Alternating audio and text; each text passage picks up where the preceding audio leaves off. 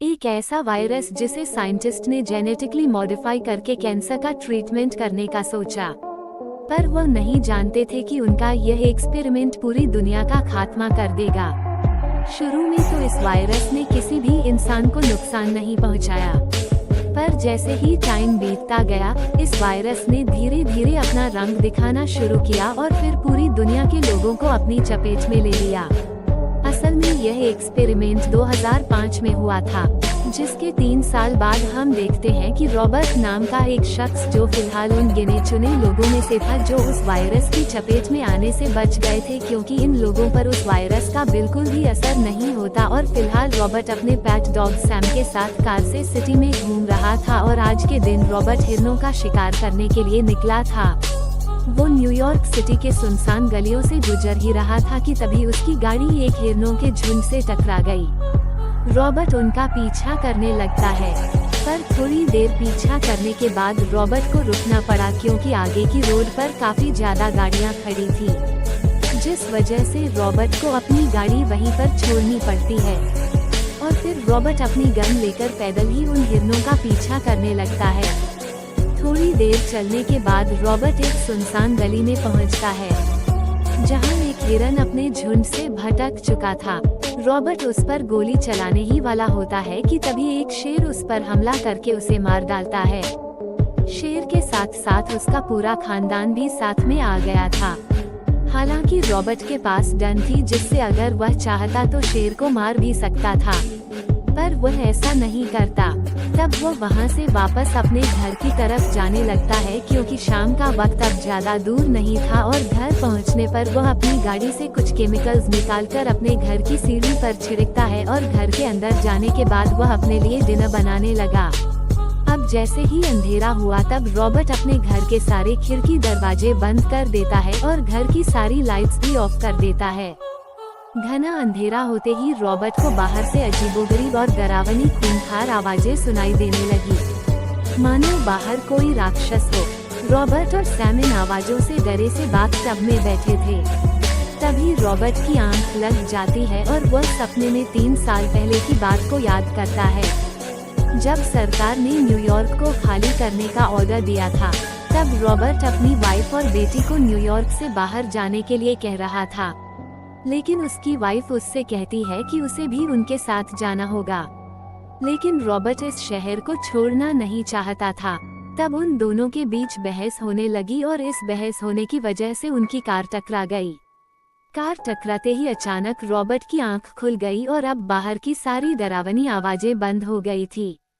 खैर, रॉबर्ट अपने आप को फिट रखने के लिए घर में ही जिम करता है और नहाकर वह अपने अंडरग्राउंड सीक्रेट लैब में चला गया, जो उसके ही घर के नीचे बना हुआ था। दरअसल रॉबर्ट इस वायरस का एंटीडोट बनाने की कोशिश कर रहा था।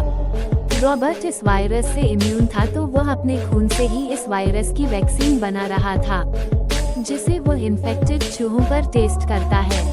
पर ज्यादातर चूहों पर उसका कोई असर नहीं होता। हालांकि उसमें से एक चूहा था जिस पर उसकी वैक्सीन का थोड़ा असर हुआ था और वह थोड़ा ठीक भी होने लगा। उसके शरीर का रंग वापस आने लगता है, जो देखने के बाद रॉबर्ट को एक नई उम्मीद मिली थी। लैब से निकलने के बाद वापस से रॉबर्ट अपनी राइफल लेकर सैम के साथ एक मॉल में जाता है।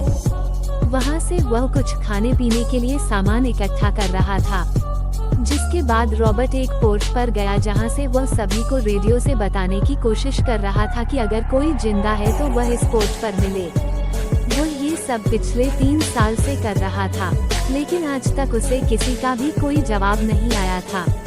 तभी उस सियोट पर समय बिताते वक्त रॉबर्ट को सड़कों पर भागता एक हिरन दिखता है और वह एक बार फिर से हिरन के शिकार पर निकल गया। सैम तेजी से उस हिरन का पीछा कर रहा था और रॉबर्ट उसके पीछे पीछे भाग रहा था। इतने में ही वह हिरन भागता हुआ एक अंधेरी बिल्डिंग के अंदर घुस गया और उसके पीछे पीछे सैम भी उस बिल्डिंग के अंदर चला गया। ये देखकर रॉबर्ट थोड़ा परेशान हो गया, क्योंकि दिन के वक्त ऐसे अंधेरी जगहों में डार्क सीकर्स रहते थे। अब डार्क सीकर्स वो होते हैं जो इस वायरस की चपेट में आने के बाद ज़ॉम्बी जैसे बन गए थे। फिलहाल रॉबर्ट को मजबूरन अंदर जाना पड़ा, क्योंकि उसे किसी भी हाल में सैम को वापस लाना था। तब रॉबर्ट दबे पांव टॉर्च की रोशनी में सैम को ढूंढने लगता है। बिल्डिंग में उसे काफी ज्यादा डरावनी आवाजें आ रही थी, लेकिन वह सैम के लिए हिम्मत करके आगे बढ़ता रहा। थोड़ा आगे जाते ही उसे कोने में एक मरे हुए जानवर का मुंह नजर आया। रॉबर्ट को यकीन हो गया कि सैम अब नहीं रहा, पर खुशकिस्मती से वह सैम नहीं बल्कि एक मरे हुए हिरण का सर था, जिसे देखकर रॉबर्ट की जान में जान आ गई। वो हिम्मत जुटाकर थोड़ा और आगे गया, लेकिन एक कमरे का गेट खोलते ही उसे वहां डार्क सीकर्स का झुंड दिखाई दिया। उन्हें देखकर रॉबर्ट ने तुरंत टॉर्च की रोशनी को हाथों से ढाक लिया और आज शायद रॉबर्ट की किस्मत अच्छी थी क्योंकि उन डार्क सीकर्स का फेस दीवार की ओर था, इसलिए उन्हें रॉबर्ट की भक नहीं लगी और रॉबर्ट बाल बाल बच जाता है। रॉबर्ट दबे पांव वहां से निकल गया और एक दूसरे कमरे में पहुंचा। वहां वह देखता है कि सैम एक टेबल के नीचे छुपा हुआ बैठा था। रॉबर्ट फौरन उसके पास गया और उसे वहां से चलने के लिए कहने लगा, पर सैम की डर के मारे हवा टाइट हो गई थी और फिलहाल उसके अंदर बाहर जाने की बिल्कुल हिम्मत नहीं थी। शायद उसे उस अंधेरे कमरे में कोई दिखाई दे रहा था, और जब सैम ने टॉर्च की रोशनी अंधेरे की ओर की तब वहां एक डार्क सीकर घात लगाए बैठा था और अगले ही पल वह रॉबर्ट पर झपट पड़ा। लेकिन रॉबर्ट ने उसे गोलियों से बंद दिया और सैम को लेकर वहां से भागने लगा, पर गोलियों की आवाज सुनकर बाकी सारे डार्क सीकर्स भी रॉबर्ट के पीछे लग गए। रॉबर्ट के आदेश पर सैम भागता हुआ एक छोटे छेद से बाहर निकल गया, लेकिन तभी एक डार्क सीकर ने रॉबर्ट को दबोच लिया और खुद को उसके हाथों में पकड़ता देखकर रॉबर्ट तुरंत ही खिड़की तोड़कर बाहर कूद गया। बाहर आते ही उस डार्क सीकर की स्किन जलने लगी क्योंकि डार्क सीकर सिर्फ अंधेरे में रह सकते थे और सूरज की रोशनी में आते ही उनकी स्किन जलने लगती है और उसने तड़पकर वहीं पर दम तोड़ दिया। रॉबर्ट और सैम बाल बाल बचे थे। हालांकि रॉबर्ट अब भी वहां से नहीं भागा क्योंकि उसे अपना बनाया सीरम टेस्ट करने के लिए एक डार्क सीकर की जरूरत थी। उसने डार्क सीकर को पकड़ने के लिए उस बिल्डिंग के दरवाजे पर एक फंदा लगा दिया। फिर चारे के रूप में उसने उस मरे हुए डार्क सीकर को दरवाजे पर रखकर उसे काले कपड़े से ढक दिया और उसके ऊपर अपने खून की कुछ बूंदें गिरा दी। रॉबर्ट का प्लान था कि डार्क सीकर्स उसके खून की महक से फंदे तक आ जाएंगे।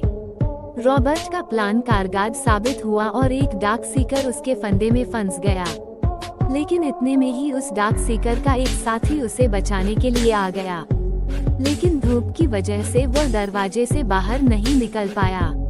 उस डार्क सीकर ने एक पल के लिए रॉबर्ट को गुस्से से घूरकर देखा, लेकिन फिलहाल वह कुछ नहीं कर सकता था, इसलिए वह वापस लौट गया और फिर रॉबर्ट उस रात ही डार्क सीकर को बेहोश करके अपने लैब में ले गया।